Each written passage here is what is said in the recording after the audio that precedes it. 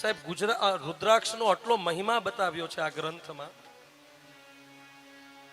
શિવજીના આંસુમાંથી નીકળેલો આ રુદ્રાક્ષ જે ધારણ કરે છે ને એ વ્યક્તિ ક્યારેય નરકમાં નથી જતો. એક કથા બતાવેલી છે કે એક ગધેડો હોય. હવે ગધેડાને તો શું ખબર પડે, પણ એ પોતાની પીઠ ઉપર રુદ્રાક્ષના પારા લઈને કુંભાર એને લઈને જતો હોય અને એક પર્વતની નીચેથી પડે છે અને આ ગધેડો છે ને દેવ બને છે રુદ્રાક્ષના પ્રભાવથી. જ્યારે ભોલે બાબાએ ત્રિપુરાસુરનો વધ કરવો હતો અને ત્યારે અઘોરાસ્ત્રનો પ્રયોગ કર્યો અને ત્યારે ગુસ્સામાં આંખમાંથી આંસુ પડ્યા અને ત્યારે રુદ્રાક્ષનું પ્રાગટ્ય છે.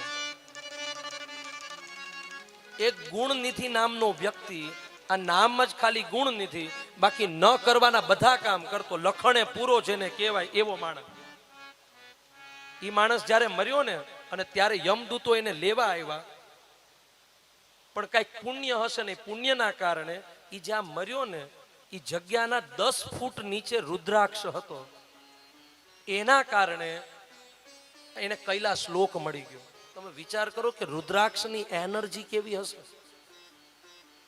તો જે વ્યક્તિ શ્રદ્ધાપૂર્વક રુદ્રાક્ષને ધારણ કરે, શ્રદ્ધાપૂર્વક ઓમ નમઃ શિવાયનો જપ કરે, અને આપણે સૌ તો કાશી વિશ્વનાથ મહાદેવના સાનિધ્યમાં છે, આ ભોલે બાબાની કૃપા છે, એટલા માટે આપણે માના ગુણગાન કરી શકીએ છીએ. શિવ મંત્રનો પણ અદ્ભુત મહિમા છે. અને એટલા માટે જેવી રીતે મણિ, મંત્ર અને ઔષધ આ 3 નો ખૂબ મહિમા છે, એવી રીતે મણિ શું છે ખબર? શિવલિંગ છે ને તે મણિ છે. મંત્ર ઓમ નમઃ શિવાય અને ઔષધ શું છે? રુદ્રાક્ષ. શિવ ભક્ત હોય ને એ ક્યારેય મણિ, મંત્ર અને ઔષધથી છે ને અલગ ન થાય. ત્રિપુંડનો મહિમા છે કે ભસ્મની જે ત્રિપુંડ કરવાની. એકવાર દુર્વાસા ઋષિ સ્વર્ગમાં હતા. હવે એવું વર્ણન છે કે સ્વર્ગનો રસ્તો છે ને નરકથી જ જાય છે, એટલે વાયા નરકથી તે ક્યાં જવાય? સ્વર્ગ.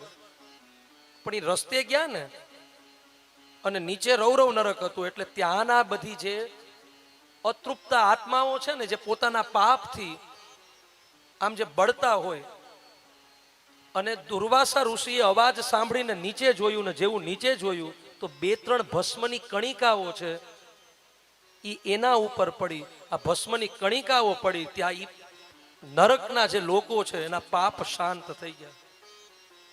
સાહેબ, ભસ્મનો મહિમા, ત્રિપુંડનો મહિમા, રુદ્રાક્ષનો મહિમા.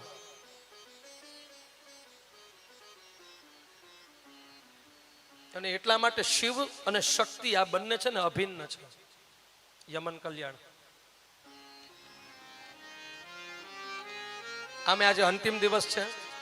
કાશી વિશ્વનાથ મહાદેવની કૃપાથી આજે આખો ઉપક્રમ થઈ રહ્યો છે. તો 2 મિનિટ